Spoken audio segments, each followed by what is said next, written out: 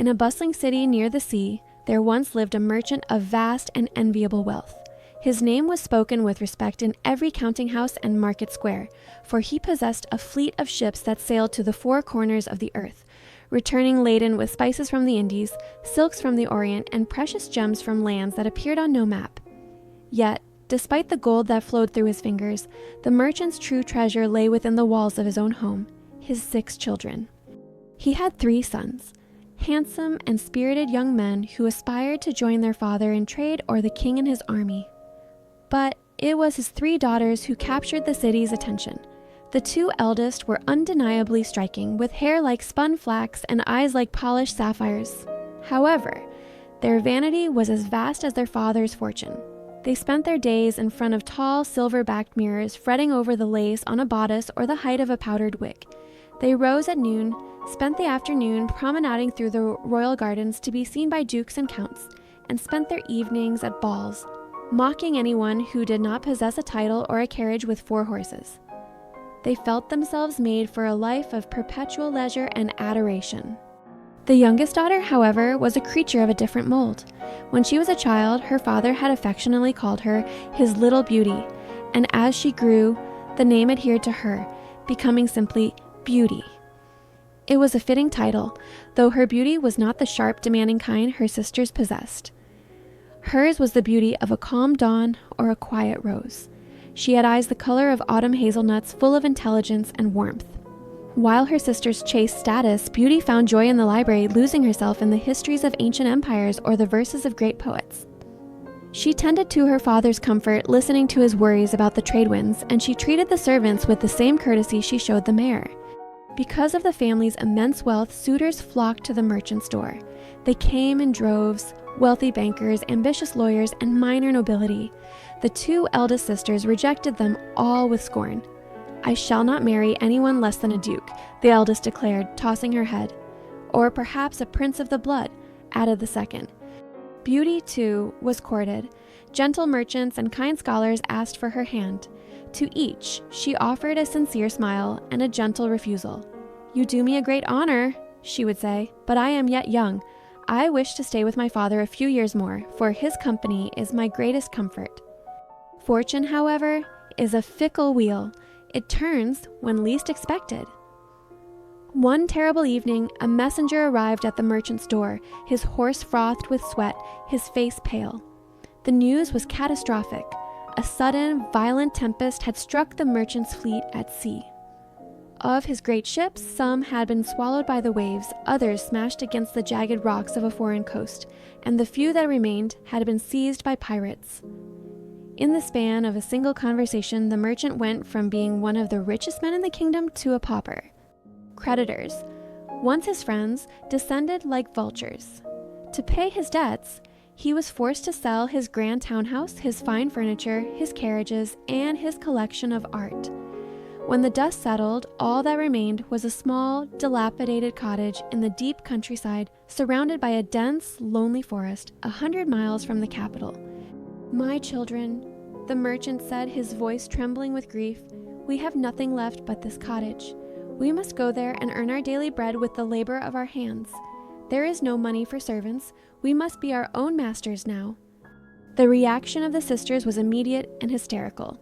The 2 eldest threw themselves upon the velvet sofas that were about to be sold, weeping and tearing their hair. "Work like peasants?" cried the eldest. "I will not. I shall stay here. My admirers will surely take me in. The duke who danced with me last week will not let me starve." But they were sorely mistaken. When their poverty became known, their fair-weather friends vanished like mist in the sun. The duke did not call, the admirers did not write. The townspeople, whom the sisters had once mocked, whispered cruelly, "Let them see what it is to scrub floors. Perhaps it will teach them some humility." Beauty wept too, for the loss of their home and her father's pain broke her heart. But after she had cried her share, she wiped her face. "Crying will not bring back the ships," she told herself. "I must be strong for father." The move to the country was bleak. The cottage stood on a windswept hill, its roof leaking and its chimney clogged with soot. There were no tapestries to keep out the drafts, only bare stone and rough wood. The family's life changed instantly. The merchant and his 3 sons rose before dawn to till the rocky soil, plant crops, and tend to the few livestock they had managed to acquire. They returned at night, their backs aching and their hands blistered. Beauty took upon herself the management of the household. She woke at 4 a.m. to light the fires. She cleaned the cottage, churned butter, baked coarse bread, and cooked meager vegetable stews for dinner. At first, the work was agonizing. Her delicate hands grew rough and her muscles ached, but she never complained. As the months passed, the fresh air brought a rosy bloom to her cheeks, and the hard work gave her strength she had never known. When her chores were done, she would sit by the fire, reading the few books she had saved or singing folk songs to lift her father's spirits. Her sisters, however, were miserable. They refused to lift a finger, claiming that work would ruin their delicate complexions. They rose at 10, wandered aimlessly through the muddy yard in their soiled silk gowns, the only clothes they had left, and spent their days lamenting their fate. "Look at her!" the eldest sister sneered, watching Beauty scrub a pot. "She looks like a common scullery maid. She's so stupid she's actually content with this wretched life." "She has no soul," agreed the second sister. "She was born for the mud." The merchant heard them and sighed. He knew that Beauty shone brighter in her wool dress than her sisters ever had in satin. A year of this hard life passed. Then a letter arrived that stirred the embers of hope. One of the merchant's ships, thought to be lost, had drifted into a harbor. It was damaged, but its cargo was reportedly safe. The house erupted in excitement. The merchant prepared to travel to the port city to claim his goods. Before he left, his sons asked for nothing but his safe return. "And you, my daughters?" the merchant asked. "What shall I bring you?" The delusion of the 2 eldest sisters returned in full force. They believed their fortune was restored. "Bring me a gown of brocade embroidered with gold," cried the eldest. "And for me, a headdress of pearls and a fan of ostrich feathers," demanded the second. They listed perfumes, ribbons, and jewels, the cost of which would have emptied the merchant's pockets 10 times over. The merchant turned to his youngest child. "And you, Beauty? Do you ask for nothing?" Beauty looked at her father. She knew that even if the cargo was sold, the money would be needed to pay off old debts. She wished to ask for nothing, but she saw the sneers of her sisters, who would call her prideful if she refused a gift. "Father," she said softly, "I wish only for your safe return, but if you insist, the soil here is too rocky for flowers to grow. If you could bring me a single rose, I would be very happy. I have not seen one since we left the city." The merchant kissed her forehead, promised to do his best, and rode away. The journey was a bitter disappointment. Upon reaching the port, the merchant found that his partners had cheated him, and the cost of the ship's salvage exceeded the value of the goods. After months of legal battles, he was left as poor as when he arrived. Crushed and weary, he began the long ride home. He was only 30 miles from the cottage when the weather turned against him. A howling wind rose, stripping the leaves from the trees, and freezing rain turned to blinding snow. His horse stumbled in the deep drifts. Night fell like a heavy curtain, and the merchant realized he was lost in a vast tangled forest. Wolves howled in the distance, their cries drawing closer. "I shall die here," he whispered, numb with cold, "and my poor children will be left alone." Just as despair took him, he saw a light flickering through the trees. It was steady and unmoving, unlike a star. Gathering his last ounce of strength, he guided his horse toward it. The trees cleared, revealing an avenue of orange trees leading to a magnificent palace. It was a place of impossible architecture, glowing with a warm amber light. Yet strangely, there was not a sound. No dogs barked, no guards challenged him. The snow that covered the forest did not touch the palace grounds. Here the air was balmy and mild. He dismounted and entered the great courtyard. "Is anyone there?" he called. His voice echoed, but no answer came. He led his starving horse to a stable, where he found hay and oats in abundance. He then entered the palace. He walked through hall after hall, each more splendid than the last, until he found a roaring fire in a small parlor. A table was set with a single cover, laden with roast meat, fresh bread, and fine wine. The merchant waited. He waited for a master, a servant, anyone, but the silence remained unbroken. Faint with hunger, he finally sat and ate. "I will thank the host in the morning," he thought. He found a bedroom prepared with fresh sheets and fell into a deep, exhausted sleep. He awoke the next morning feeling refreshed. To his surprise, His old travel-stained clothes had been replaced by a suit of fine velvet, perfectly tailored to his size. "Surely," he murmured, "some kind fairy owns this palace and pities my misfortune." He looked out the window and saw not snow, but a garden in full, glorious bloom. There were fountains of crystal water and arbors of jasmine. He went down to the garden to find his horse. As he walked through an alley of roses, their scent overwhelmed him. He remembered Beauty's modest request. "Whatever fairy owns this place is so generous," he thought. "Surely they will not begrudge me a single flower." He selected the loveliest rose on the bush, a deep crimson bloom, and snapped the stem. Roar! The sound shook the ground beneath his feet. The merchant dropped the rose in terror. Turning, he saw a creature so hideous that his blood ran cold.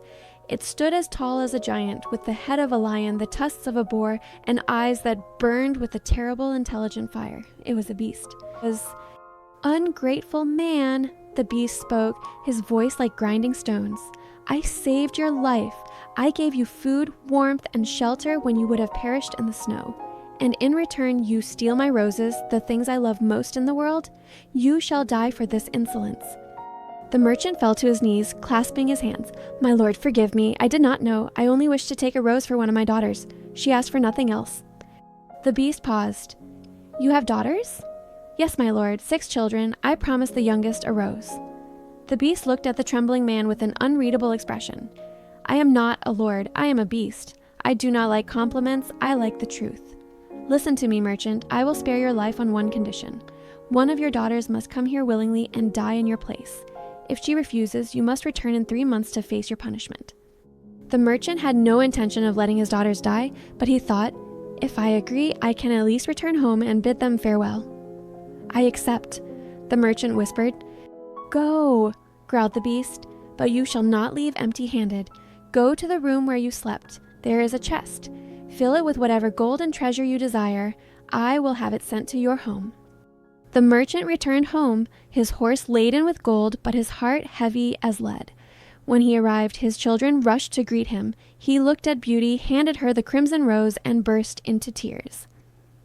"Take it, Beauty," he sobbed, "but you do not know what it has cost your unhappy father." He told them the whole terrible story. The house was filled with the sounds of despair. The 2 elder sisters immediately turned on Beauty. "See what you have done," cried the eldest, "with your little airs and your modest wish. If you had asked for dresses like us, this would not have happened. Now our father must die because of your foolish rose." "She does not even cry," screamed the second sister. "She has killed us all." Beauty stood pale but composed. "Why should I cry?" she asked quietly. "Tears will not save father. The beast said he would accept a daughter in his place. I asked for the rose. I am the cause of this calamity. It is only right that I go." "No!" shouted the merchant and his 3 sons. "We will go," said the sons. "We will find this monster and kill him." "You cannot," said the merchant. "He is possessed of magic and strength beyond mortal men, and I am old. I have few years left. I will return to him." "I will not allow it," Beauty said firmly. "Father, you have worked and sacrificed for us your whole life. I am young, but I'm not afraid. I will go." Nothing could sway her. The sisters, secretly relieved that they would not have to go, rubbed their eyes with onions to force a few tears, but Beauty saw through them. The morning of the departure was somber. The merchant and Beauty rode the horse back into the deep forest. Night fell as they approached the magical avenue. The palace was illuminated as before, beautiful and terrifying. They found the table set for 2. Beauty, though terrified, forced herself to eat to comfort her father. Just as they finished, the heavy doors groaned open. The beast entered. Beauty could not suppress a shudder. He was truly monstrous. The beast looked at her. "Good evening, old man." "Good evening, Beauty." "Good evening, beast," she whispered, her voice trembling. "Did you come here willingly?" the beast asked. "Yes," she said. "You are very good," the beast said. Then he turned to the merchant. "Tomorrow morning you will leave, and you will never return. Good night, Beauty." "Good night, beast." After he left, the merchant hugged his daughter, weeping. But the next morning, Beauty forced him to leave. She watched him ride away until he was a speck in the snow. Then she sat on the great steps and wept. She believed the beast would surely eat her that evening. Determined to be brave in her final hours, Beauty explored the palace. To her surprise, she found a door labeled in gold letters, Beauty's apartment. She opened it and gasped. It was a suite of rooms filled with everything she loved. There was a library with thousands of books, a harpsichord with sheet music, and a balcony overlooking the gardens. On a table lay a book inscribed in gold. "Your wish is my command. You are the queen and mistress here." And, alas, she sighed, "my only wish is to see my father again." As she thought this, she looked into a great mirror on the wall. The reflection swirled like mist and suddenly showed her father arriving home, heartbroken. Her sisters were trying to look sad, but their faces showed joy at having the house to themselves. The image faded. "The beast is kind," she thought. "Perhaps he does not mean to eat me." That evening, the beast appeared at supper. "Beauty," he asked, "do you find me very ugly?" "Yes," said Beauty, for she could not lie, "but you are also very kind." "I am ugly, and I have no wit," the beast said sadly. "I am but a beast." "A fool does not know he is a fool," Beauty replied. "The fact that you know it proves you are not one." They spoke for an hour. Beauty was surprised to find that the beast was gentle, thoughtful, and listened to her with deep respect. He did not roar or threaten. However, as he rose to leave, he asked a question that terrified her. "Beauty, will you be my wife?" Beauty trembled. She feared his anger if she refused, but she answered honestly, "No, beast." The beast sighed, a sound that echoed through the palace like a dying wind. "Good night, Beauty," he said, and left the room. 3 months passed. Beauty's life at the palace was not one of fear, but of peace. She spent her days reading, walking in the enchanted gardens where it was always spring, and playing music. Invisible servants attended to her every need. But the highlight of her day became supper. The beast's conversation was fascinating. He possessed a rough, honest wisdom that she grew to admire. She stopped seeing the tusks and the fur. She saw only the gentle eyes and the lonely soul. Every night before leaving, he would ask, "Beauty, will you marry me?" And every night she would reply, gentle but firm, "I cannot, beast. I value your friendship too much to lie. I can only be your friend." The beast would sigh and walk away, his shoulders slumped in sorrow. One day, Beauty looked in the magic mirror and saw that her father was sick with grief. He believed she was dead. That night, she spoke to the beast. "I promised I would never leave you, but if you do not let me see my father one last time, I shall die of sorrow." The beast looked at her, his eyes filled with anguish. "I would rather die myself than see you suffer. You may go, but promise me you will return in 1 week. If you stay longer, you will find your poor beast dead." "I promise," Beauty cried. "Take this ring," he said, handing her a golden band. "Place it on your table when you wish to return. Now sleep, and you will wake up at home." The next morning, Beauty awoke in her father's cottage. She was dressed in a gown of silk and gold, and chests of gifts from the beast appeared by her bed. Her father's joy at seeing her alive was boundless. He recovered his health almost instantly. However, the reunion with her sisters was different. They had married in her absence, the eldest to a young lord who was so in love with his own reflection he ignored her, and the second to a wit who used his sharp tongue to mock everyone, including his wife. When they saw Beauty, radiant, dressed like a queen, and speaking of the beast's kindness, they were consumed with jealousy. "Why should she have such luck?" they whispered. "She was the youngest, she was the scrub maid." They hatched a cruel plan. "Let us be so kind to her that she stays past the week," said the eldest. "The beast will be furious that she broke her promise, and perhaps he will eat her after all." So, when the week was up, the sisters wept and tore their hair, begging Beauty to stay just a few days more. Beauty, who had a tender heart, could not bear to see them cry. She agreed to stay another week. On the 10th night of her stay, Beauty had a dream. She saw the palace gardens dark and overgrown. Lying on the grass near the rose bush was the beast. He was breathing shallowly, dying of a broken heart. In the dream, he looked at her and whispered, "You forgot your promise." Beauty woke up in a cold sweat, tears streaming down her face. "What have I done?" she cried. "He may be ugly, but he is kind and good. He loves me, and I have killed him with my ingratitude. Why did I refuse to marry him? I would be happier with him than my sisters are with their handsome husbands." She ripped the ring from her finger and placed it on the table. She lay back down and prayed for sleep. When she woke, she was back in the palace. She waited impatiently for evening, but when supper time came, the Beast did not appear. Panic seized her. She ran through the halls, calling his name. "Beast! Beast!" Silence answered her. She remembered her dream and ran to the garden. There, near the canal, she found him lying senseless on the grass. He was cold to the touch. "He is dead!" she shrieked. She forgot his ugliness. She saw only her dear friend. She rushed to the canal, scooped water in her hands, and threw it on his face. The Beast opened his eyes slowly. "You came back," he whispered weakly. "I could not bear the thought that you had forgotten me. I starved myself, but now I die happy, for I have seen your face one last time." "No," Beauty cried, pulling his heavy head into her lap. "You shall not die, Beast. You must live to be my husband. I give you my hand and my heart. I thought I felt only friendship, but now I know I cannot live without you. I love you." The moment she spoke those words, a blaze of light brighter than the sun erupted around them. Music filled the air, trumpets and harps and choirs. Beauty covered her eyes. When the light faded, the Beast was gone. Standing before her was a prince, handsome as the dawn, with the same kind eyes as the Beast. Beauty looked around wildly. "Where is my Beast?" "I am he," said the prince, falling to his knees. "A wicked fairy condemned me to remain in that form until a beautiful maiden should love me for my character, not my face. You are the only one in the world generous enough to do so. You have broken the spell." The prince led Beauty into the palace, which was now filled with courtiers and servants who had awakened from their own magical sleep.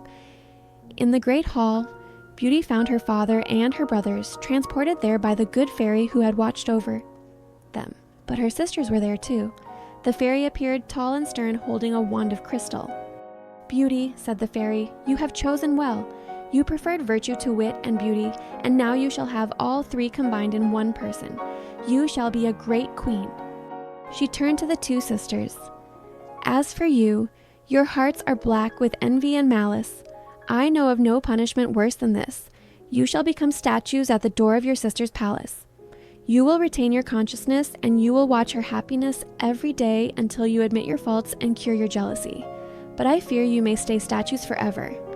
With a wave of her wand, the sisters turned to Coldstone. Beauty and the prince were married that very day.